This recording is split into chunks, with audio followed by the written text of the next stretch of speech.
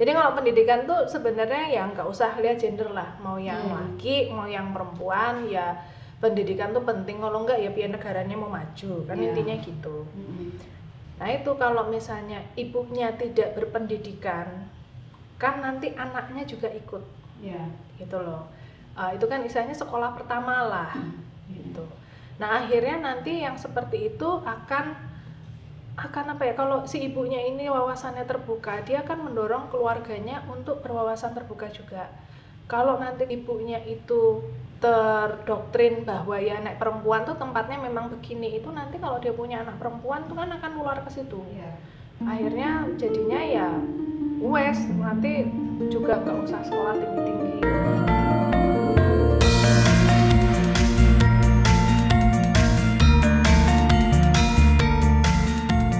Salam Rahayu, jumpa kembali di podcast Rembuk Rasa Putri Kedaton bersama saya, Gusti Kanjeng Ratu Condro Kirono. Kalau di episode kemarin, kita kan sudah membahas lebih dalam mengenai pendidikannya Gusti Kanjeng Ratu Hayu nih. Nah, kali ini kita akan membahas apa yang menjadi perhatian atau minat yang ditekuni.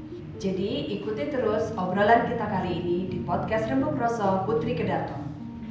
Halo Hayu. Halo Mbak. Biasanya kamu kalau manggil di rumah Yu. Yu. Dalam episode kali ini kita mengupas lebih dalam tentang masing-masing anggota podcast Putri Kedaton. Dengan kata lain, sesi bongkar-bongkar rahasia. Nah, kalau sebelumnya kan aku udah tanya sama Bendoro nih, ya kan? Pertanyaan ini sama. Sebutkan 3 hal yang mewakili dirimu. Nah, kali ini jangan sama ya, gitu. Jadi sebutkan 3 hal yang menjadi tanggung jawab kamu itu seperti apa?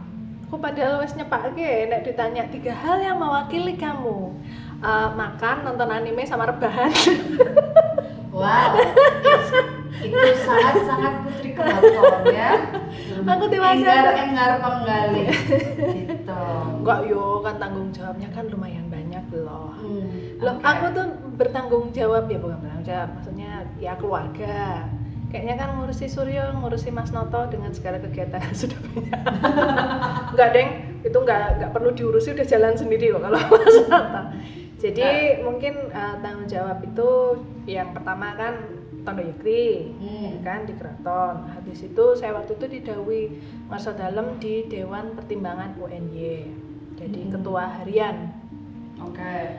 Habis itu yang ini membantu Mbak Mangku di wakil. Kenapa kayaknya kok berat gitu kamu? Masalahnya tuh waktu itu ditodong.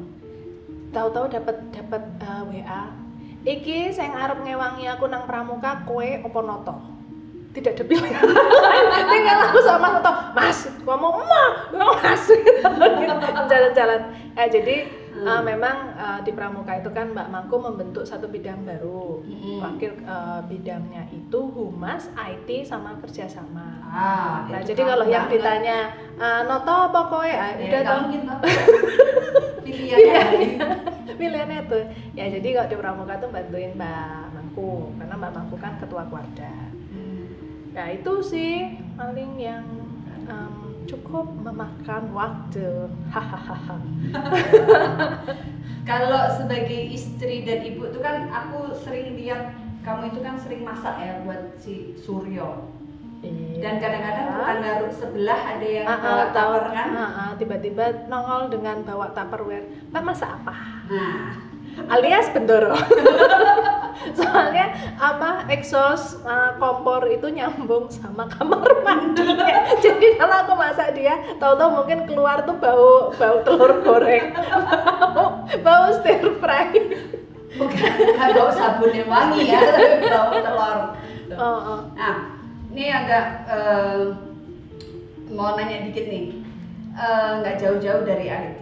Nah, background pendidikan kamu itu kan di bidang itu toh. Nah, jadi tanggung jawab kamu di keraton itu juga nggak lepas dari teknologi, ya kan?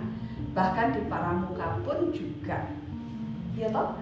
Ya itu soalnya gara-gara di keratonnya loh, divisi mana lagi humas sama IT dadek siji itu kalau bukan di Tondo Yekti. Ayo tahu, jadi begitu lihat satu bidangnya humas IT, iki mesti gaweane Mbak Man. Nah, satu hal lagi yang menarik itu terhadap pendidikanmu, sejak kecil kan kamu kan emang suka baca nih ya. Aku sempat terheran-heran zaman itu, umur berapa sih? Umur 4 kalau nggak salah. Aku sama Mbak Mangku baru baca koran, kamu baca koran dengan kalimat lengkap, dan aku sama Mbak Mangku cuma lihat-lihatan, terus kita coba yang ini bacanya apa Jam? Yang ini bacanya apa? Kayak gitu. Waktu itu. Mungkin kamu lupa, udah lama itu. Kalau dulu aku ingetnya itu kalau tiap di mobil, jadi kalau semua papan yang ada tulisan tuh tak baca. Jadi misalnya kita lagi lewat toko apa, semua papannya tak bacain. Tapi aku ingat sekarang tuh berarti aku annoying banget kalau di dalam mobil ya. Kalau dulu papan nama, kalau sekarang papan nama restoran. Kalau dulu nama toko, sekarang restoran. Restoran apa?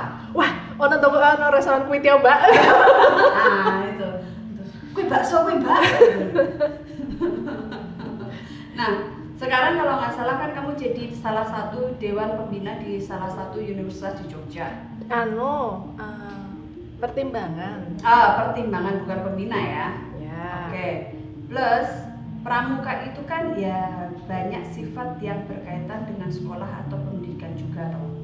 Nah, jadi menurutmu sepenting apakah pendidikan itu, atau lebih khususnya seberapa pentingkah pendidikan itu bagi kaum perempuan?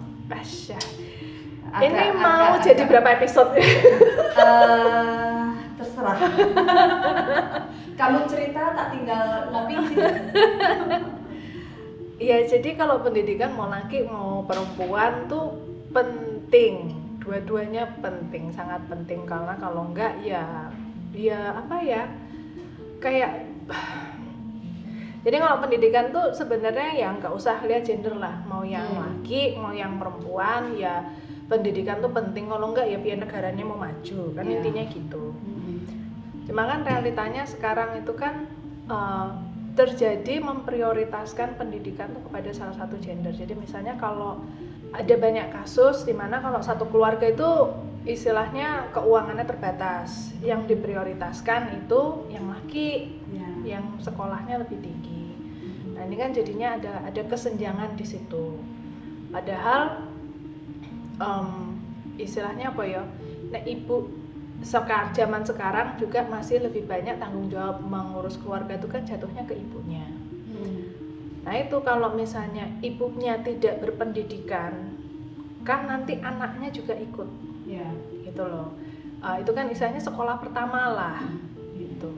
Nah akhirnya nanti yang seperti itu akan apa ya? Kalau si ibunya ini wawasannya terbuka, dia akan mendorong keluarganya untuk berwawasan terbuka juga. Kalau nanti ibunya itu terdoktrin bahwa ya anak perempuan tuh tempatnya memang begini, itu nanti kalau dia punya anak perempuan tuh kan akan nular ke situ. Akhirnya jadinya ya nanti juga nggak usah sekolah tinggi-tinggi, karena ada juga yang terjadi kan diprioritaskan yang perempuan itu jadinya lebih ke bantu ibunya di rumah. Jadi kalau kejarlah cita-citamu setinggi langit, tapi yang perempuan tuh yang bantuin ibu di rumah, jadi nggak bisa langsung lari gitu loh. Anaknya yang laki mau ada tamu gitu nggak harus, maksudnya nggak harus bantuin nyepakin minum atau apa, tapi kalau yang perempuan harus. Misalnya ada banyak kasus kok, kayak aku kan waktu itu sempat ada di YouTube kan ada TED Talk, jadi perbedaan. Jadi aku sempat bilang bahwa mendidik anak laki dan perempuan itu seringnya sudah terjadi sejak dini di rumah. Itu banyak yang komentar, iya jadi karena anak perempuan dia jadi tidak boleh sekolah jauh-jauh gitu kan, soalnya kue cah wedok. Kalau enggak, aku berapa kali tuh sering lihat tuh kakakku yang laki itu cuma tidur-tiduran didiemin, kok kayaknya tuh bebas banget kakakku gitu. Tapi mereka juga kadang merasa oh ya mungkin memang ini normalnya, ini yang terjadi di keluarga-keluarga lain. Nah itu kan akhirnya mengurangi kesempatannya yang perempuan untuk meraih cita-citanya tadi itu. Kejarlah cita-citamu setinggi langit itu. Tapi kan juga jadi kalau nanti Kalau apa ya?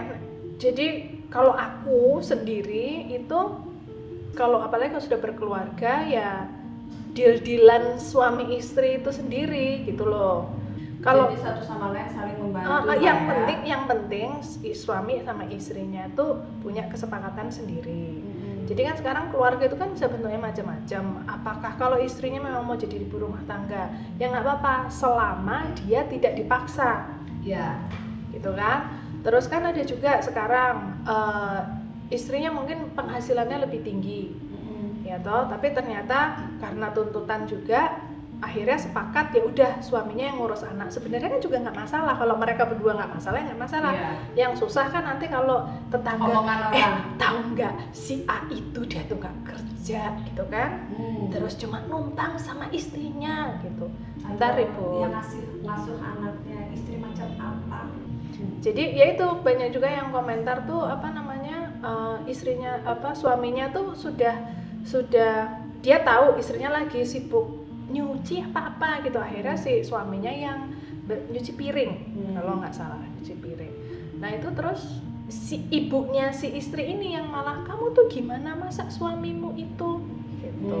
Dia itu kan pekerjaan perempuan. Nah itu resikonya kalau tidak terbuka wawasannya, yaitu kurang lebih seperti itu sih ya. Ini kalau mau dijadiin 5 episode ya bisa sih, cuma nanti isinya aku ngomel-ngomel tuh. Nah, sekarang kan Suryo itu kan udah tahap lucu-lucunya ya. Udah bisa digangguin. Udah mengerti kalau digangguin. Terus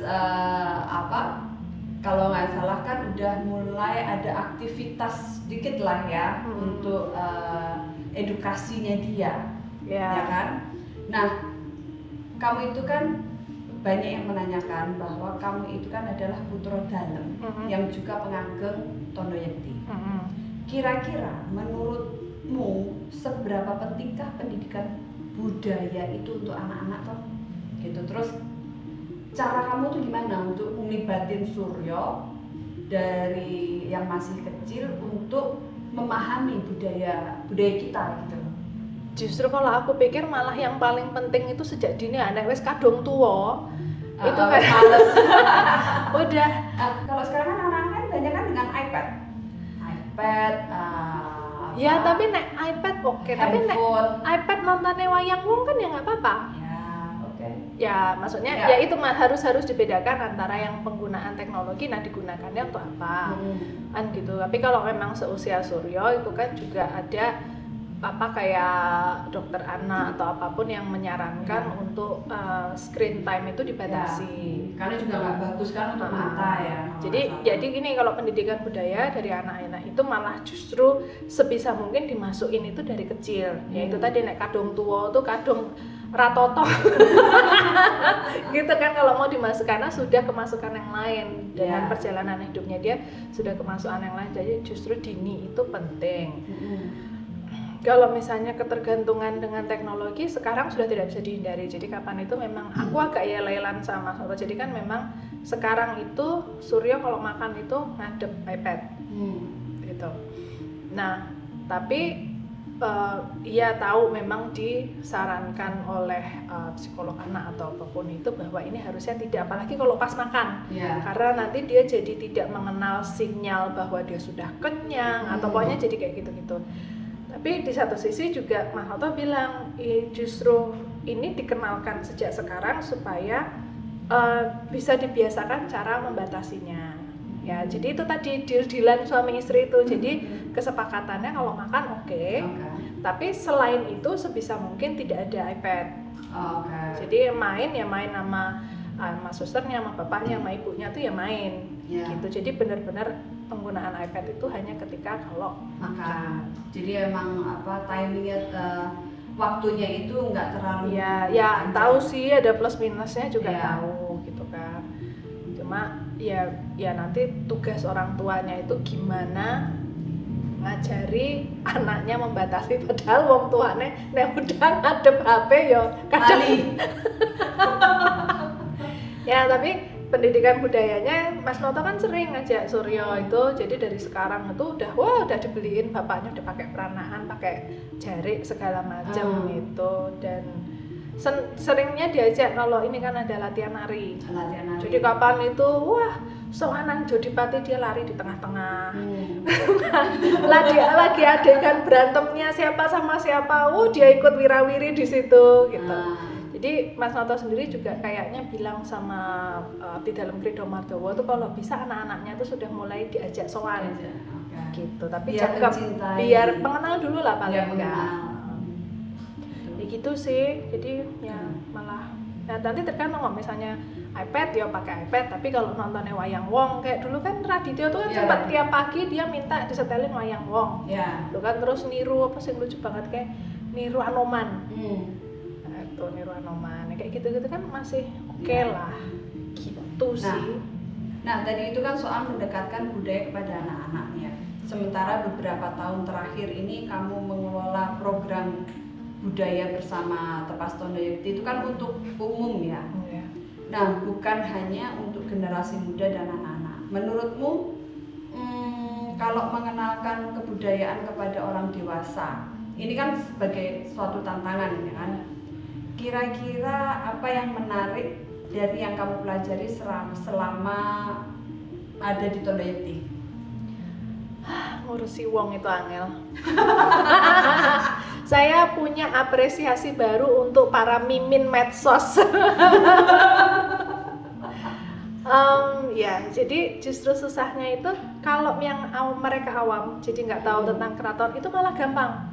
Ya. Yang angel itu kalau si orangnya itu merasa tahu tentang keraton terus ajane kleru, terus ngeyel. Aduh, ya Tuhan.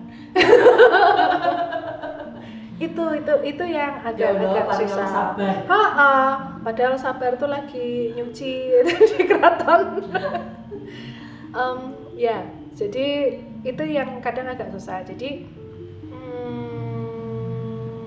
nah, misalnya kayak aku inget banget kita kalau setiap hari Sok Miraj itu kan kita bikin peksi burak, ya toh? Itu kan ini sekaligus promo. Kalau tidak tahu acara peksi burak itu apa, silahkan mampir di medsosnya Keraton Jogja atau di websitenya. Sekian. Sekaligus promo. Jadi itu kayak bikin peksi, ya kan? Burung dari jeruk Bali. Terus habis itu kita bikin kayak pohon-pohonannya, gitu kan dihias. Jadi itu tempat bertenggernya burung itu kayak taman di surga gitu. Taman di surga gitu. Nah, si pohon ini setelah selesai kita rangkai di Keputren, itu kan pohon ini dibawa ke Masjid Gede. Nah, itu kan bulan April ya, Isok Merah tuh, April lah sekitar itu. Desember itu aku ditanyain, jadi ada yang motret si pohon peksi burak ini di Masjid Gede, di foto, terus nanyanya gini, ini kenapa ada pohon Natal ya di Masjid Gede? Itu gitu loh. Jadi terus mau digiring kayak apa sih, kayak seakan-akan kita tuh suka dituduh antara menyebarkan agama lain atau menyembah dewa-dewa apa gitu-gitu tuh loh. Nah ini yang bahayanya ini nggak diisi dari cilik dewasa ini keburu keisi yang lain gitu loh. Nah ini yang menarik karena terus kadang bahayanya ini kan kalau yaitu kalau terus jelomprongke, terus kalau kitanya tuh tidak memberitahu mana yang benar, ntar banyak orang yang percaya kan gitu. Nah habis itu ini misalnya kayak masalah pakem pengageman. Jadi memang banyak kan selama ini aku tuh belajarnya tuh sama orang keraton. Orang keratonnya yang mana? Satu, ya kan? Oke, mungkin wayah atau terah. Tapi kan aturan di keraton soal pengageman eranya HB7, HB8, HB9, HB10 itu kan bisa beda-beda. Ya, tergantung yang jumeneng. Satu, itu tinggal tergantung belajar sama orang keraton mana, tenanan apa ngaku-ngaku. Kalau tenanan dari eranya dia terah keberapa. Nanti terus padu di Facebook itu kalau yang kita posting itu sedikit berbeda yang punyanya mereka, yang mereka tahu. Padahal kan aku kan belajarnya dari orang keraton. Iki sing posting ya wong keraton. Ya gitu deh, ini agak, makanya aku bilang mau dibikin berapa episode. Jadi agak susahnya kalau tidak kita cegat dari dini, nanti ya ini yang menarik, ya aku bilang menarik aja deh. Yang menarik untuk langsung ke yang dewasa seperti ini, karena mereka kan juga melalui proses pembelajaran yang jadi cegatlah sejak dini. Slogan apa gue, cegatlah sejak dini? Kayak slogannya Pak Polisi. Ya, mencegah lebih baik daripada mengobati. Itu dokter itu. Nah, ya kurang lebih gitu sih Mbak. Ya, oke. Sekarang kalau nggak salah kamu kan baru bergabung sama gerakan Pramuka Warda. Ya, baru Desember lalu. Nah, coba bagaimana tuh asal usulnya kok bisa sampai di situ? Ya itu. Dan yang paling berkesan buat kamu apa? Ini mau rasan-rasan Putri Kedaton apa mau apa? Nggak, kalau pertama kan memang itu di WA Mbak Mangkubumi. Ya, tadi kamu bilang. Terus aku bilang nggak ada pilihan. Terus aku bilang loh, memangnya nggak ada yang lain Mbak? Iya, ini yang ngusulin tuh Kak Edi. Ya udah, atau pas mau melantik kan Kak Edi sih ngendi. Ternyata Kak Edinya ada 3.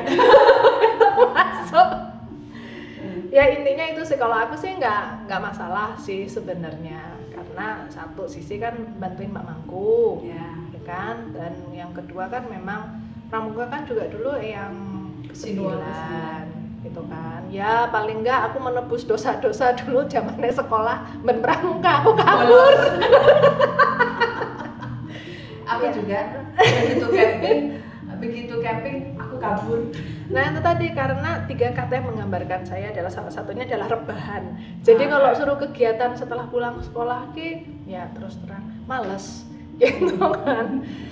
Itu sih, jadi kayak untuk yang berkesan di Pramuka apa ya, soalnya belum terlalu lama, jadi lebih ke aduh kok gaweannya banget katanya kerjanya banyak. Sih sering banyak rapat koordinasinya, jadi kayaknya soalnya nih sama Mbak Mangku emang mau digenjot untuk banyak hal baru, untuk banyak achievementnya tuh yang terukur gitu loh ya. Kan kalau di Pramuka itu kan mungkin melatih kemandirian gitu. Iya, rata melu Pramuka. Aku juga terus nanti bertanya, iya kayaknya. Ya apa? Jadi itu terus. Kalau yang aku tahu Pramuka itu waktu masih sekolah tuh ya, waktu SD dulu itu kedisiplinan, maksudnya dari upacara. Ya. Terus kemandirian dari apa? Ngiket mandiri. Kreatif. Jadi maksudnya Mbak Kirono itu ngiket tenda, kemah itu melatih kemandirian. Kan nggak dibantu orang tua, dia harus sendiri. Iya, jadi ya nek mau menarik gitu dari sejarah, kalau yang Sinuhun ke-9 kan dulu juga dari kecil kan dititipkan ke keluarga Belanda. Ya. Gitu. Aduh, kan. Ketawa terus jadi keringetan. Jadi juga kan kalau di keraton itu kan juga dulu tradisinya waktu masih ada kasatrian. Itu kan kalau yang laki itu kalau sudah sunat itu sudah tidak tinggal dengan ibunya lagi, jadi pindah kompleks ke asrama. Jadi ke kasatrian itu dulu kayak asrama laki-laki gitulah. Jadi yang akhirnya bapak pun sampai sekarang masih nyetrika baju sendiri gitu. Kadang kan malah ngomel setrikaannya rewang itu kurang halus, jadi itu biasanya disetrika sendiri, nyemir sepatu juga main sendiri, masak juga enak gitu kan. Terus jangan masakanku. Masakannya Mbak Kirono itu harus ada sangu obat pencahar.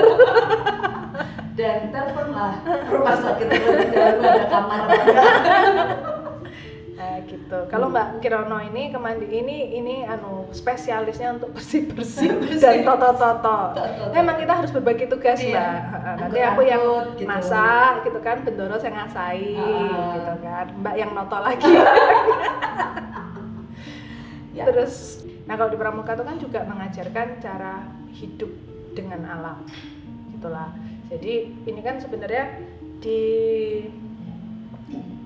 kita sendiri budaya Jawa itu kan udah ada sejak lama gitu kan, jadi salah satu prinsipnya kita gitu kan, keseimbangan dengan alam. Terus misalnya di pramuka itu juga pendidikan karakter toh. Ya, gotong royong, cinta bersama. Mandiri tadi itu. Iya. Nah ini juga salah satunya sih aku mencoba. Jadi karena yang di pramuka ini bidangnya jadi kayak tondo yekti rasa pramuka. Jadi aku coba mengadopsi apa yang program yang sudah berjalan di Tondo Yekti dan kira-kira itu bermanfaat gitu, mencoba diadopsi di pramuka. Jadi ini yang di pramuka tahun depan semoga ada semacam simposium versi mininya, webinar internasional. Oke. Gitu. Jadi nanti semoga juga mengangkat namanya Kuarda DIY itu nek ngadain webinar ki bermutu, go internasional. Jadi bukan cuma penyanyi, ya kurang lebih gitulah ya. Oke. Next. Nah, selain isu teknologi dan budaya, kamu kan sering bicara tentang isu perempuan. Ya, ini 4 episode sendiri nih. Iya. Nah, kemarin kan kamu sering bicara perempuan di sektor IT ya. Nah, sekarang kaitannya kamu sebagai istri dan ibu. Mungkin kan di luar sana kan banyak orang yang menganggap bahwa kamu berbicara dan mengekspresikan itu karena kamu putra dalam, gitu loh. Nah, jadi ada nggak tips-tips gimana caranya untuk perempuan-perempuan di luar sana mungkin menegosiasikan dengan pasangan, atau mungkin ada tips memilih pasangan gitu. Iki koyone biro jodoh kan, biro jodoh iki kan ini. Apa ya?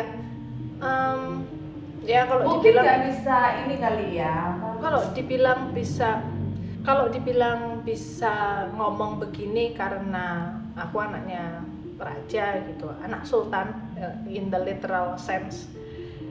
Ya di satu sisi memang itu, aku menyadari bahwa ada privilege-nya. Tidak semua orang itu punya orang tua kayak Ngarso Dalem dan Kanjeng Ratu, ya kan? Ngarso Dalem kan nggak pernah ngomong ini bukan kerjaan perempuan. Terus kalau ibu itu kan kalau menikahkan anaknya banyak yang kamu manut ya sama suami, sedangkan ibu kita kan ingat ya, suami itu mungkin boleh kepala keluarga, tapi istri itu lehernya, kita yang nentuin si kepala itu nengoknya kemana kan. Daripada tengeng. Iya, tengeng itu nggak enak loh. Nggak bisa juga dipunggungin istri. Tapi ya itu, ya di satu sisi aku memang sadar itu. Terus kayak yang itu tadi aku nyebut di TED Talk tadi itu kan, aku bilang jadi waktu itu lagi mau sekolah ke luar negeri milih negara. Kan. Ya intinya terus ya dia bebas milih mau sekolah kemana aja, itu privilege-nya. Tapi yang orang nggak lihat adalah masa kuliah itu masa-masa terakhir kebebasan.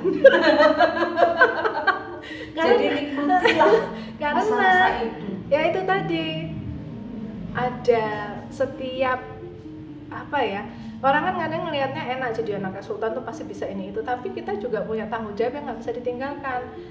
Prioritasnya kami berlima ini, prioritas 1 Ngarso Dalem, Kanjeng Ratu, habis itu keraton, suami itu nomor sekian gitu loh. Jadi dengan status putri raja itu ada juga tanggung jawab yang nggak bisa kita, pilihan hidupnya kita setelah kuliah itu tidak sebanyak orang biasa gitu. Jadi ya tak manfaatkan aku sekolah sejauh mungkin, karena setelah lulus ya balik ke keraton, nggak ada opsi lain gitu.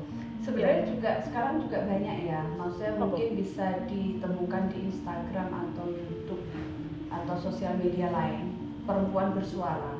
Itu aku juga lihat beberapa perempuan ya, baik itu blogger atau cuma di Instagram aja, itu dia juga menyuarakan, maksudnya mereka perempuan yang biasa gitu loh. Maksudnya bukan putra dalem gitu, tapi mereka juga mempunyai pilihan bahwa suami-suami mereka juga membantu mereka dan lain sebagainya. Itu juga ada. Sekarang mulai banyak kok sebenarnya. Iya, untungnya sekarang mulai banyak. Cuma kan persentasenya mungkin relatif masih kecil kan. Ya. Lebih baik lagi kalau diperbanyak, gitu loh maksudnya. Ya. Nah, jadi aku sering sih beberapa kali ditanya tips apa ya, mungkin kayak work life balance gitu. Jadi untuk yang perempuan nomor 1 adalah pastikan kamu memilih suami yang benar. Karena itu akan mempengaruhi sisa hidupmu bersama dia. Jadi apakah, karena nanti kan seumur hidup sama dia, ya kalau ya ini aku selama kamu sama dia, belum tentu seumur hidup ya. Selama kamu sama dia itu kan full of kompromi. Ya kan? Si suami butuh ini, kamu butuh ini, jalan tengahnya gimana ya? Butuh ini, jalan tengahnya gimana? Nah, ini yang tadi aku bilang setiap keluarga itu berbeda. Kalau suamimu maunya diladosi, repot. Ya kan, kalau kamu terus mau kerja punya ini sendiri akan repot gitu. Jadi waktu itu ya kalau aku memang saya nikahnya ya waktu itu udah dioyak-oyak. Jadi di penghujung 30 dan suamiku sudah bukan di penghujung 30, udah mau 30, suamiku juga waktu itu udah mau kepala 4 ya. Kita udah sama-sama dioyak-oyak karena dua-duanya udah dilangkahi sama adiknya. Tuh kan, tapi ya itu yang menentukan juga. Jadi nanti kira-kira dilihat, benar-benar dilihat kalau memang kira-kira kamu kepengennya tetap punya prestasi yang selain keluarga gitu, misalnya pengen berkarir, pengen apapun, dilihat suamimu misalnya rencana punya anak, suamimu mau nggak bantu ngerawat anak gitu kan. Kalau misalnya dia nggak mau, kan ada memang beberapa culture yang suami itu ya cari duit, yang ngurus anak itu istri, kan ada yang seperti itu. Nah, kira-kira suamimu mau diajak kompromi nggak? Kalau nggak, dia nggak mau diajak kompromi, dia mau istilahnya mengumpulkan duit untuk babysitter gitu misalnya.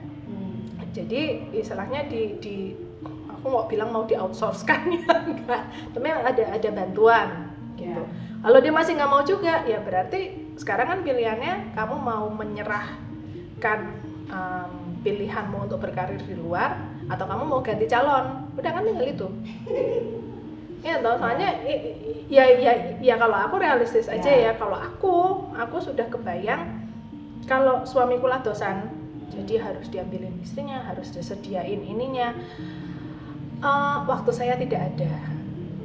Begitu. Tapi kalau cinta makan.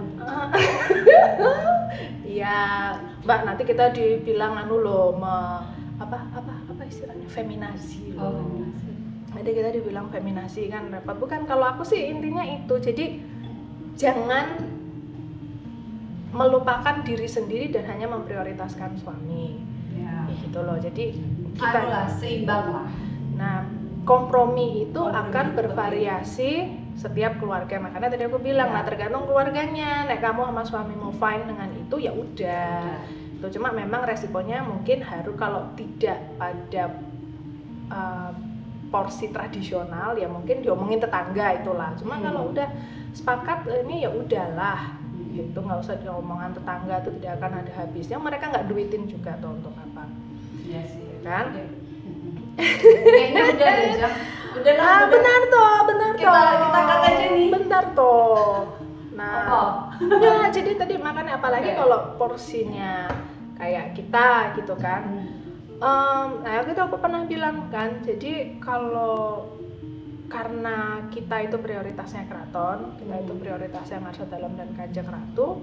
Jadi kadang, nah ini yang cowok-cowok itu kan belum tentu bisa, kan ada yang saya tuh kepala keluarga, kamu harus menghormati saya harus diprioritaskan, itu kan juga ada. Nah tapi kan dengan porsinya kita kan nggak bisa, apalagi kalau misalnya upacara hajat dalem, Ngarsa Dalem Kanjeng Ratu di belakangnya tuh kita, yang suami lagi di belakang karena mereka mantu, belum tentu belum tentu semua laki-laki itu bisa seperti itu gitu kan. Kalau undangan resmi GKR Hayu dan KPH Notonegoro yang itu yang benar. Jadi kalau KPH Notonegoro dan Ibu itu yang salah. Yang at least kalau untuk undangan keraton ya, kalau undangan dulu kayak Mas dari kantornya Mas itu ya udahlah gitu kan. Jadi kuncinya tuh ya negosiasinya ya harus dari awal, karena kalau enggak ya udah kepalang basah, udah tinggal itu. Karena aku juga sering, jadi kita kalau ngomongin seperti ini kan biasanya audiensinya banyak yang perempuan. Yang perempuan tuh udah tahu sebenarnya harusnya laki-laki itu membantu. Cuma kan masalahnya bapaknya yang nggak pernah denger digituin, suaminya yang nggak pernah denger digituin. Kalau nggak salah waktu kapan itu kan juga siapa sih Noto juga sempat bicara tentang peran ayah. Ya, peran ayah. Ya, kalau nggak salah. Nah itu, jadi waktu itu, jadi gini, kalau misalnya laki-laki itu dia suka ya modelnya yang itu kan kerjaan perempuan, yang modelnya gitu apa sih, misoginis. Itu kalau yang ngomong, yang ngasih penyuluhan itu perempuan, ya dia nggak akan dengerin. Wong untuk dia itu perempuan tuh ya kodratnya ngono kuwi. Kalau yang ngomong sesama laki-laki, nah itu baru mungkin masuk. Gitu loh. Jadi sebenarnya masalah kesetaraan gender ini bukan hanya perempuan yang harus dengar, yang laki itu juga menyebarkan ke sesama yang laki. Gitu. Jadi sebenarnya kalau seminar kesetaraan gender tuh kalau bisa tuh pembicaranya juga ada yang laki. Audiensnya diundang tuh yang laki-laki. Gitu. Oke, mau sambung lagi nih, masih panjang. Ini kayaknya bisa berjam-jam diulas nih. Kayaknya udah ya segini aja ya. Ya wes ngalah wes. Udah capek dengerin kamu. Ya udah segini aja ya Jeng. Ya. Matur nuwun. Sami-sami. Terima kasih juga untuk para pendengar yang sudah bergabung pada episode ini dari awal hingga akhir. Celotehan Gusti Kanjeng Ratu Hayu. Oke, nantikan episode Rembug Roso Putri Kedaton berikutnya dengan ragam tema yang tentunya menarik untuk diikuti. Saya GKR Condro Kirono pamit undur diri. Sampai jumpa dalam Rembug Roso berikutnya. Bareng.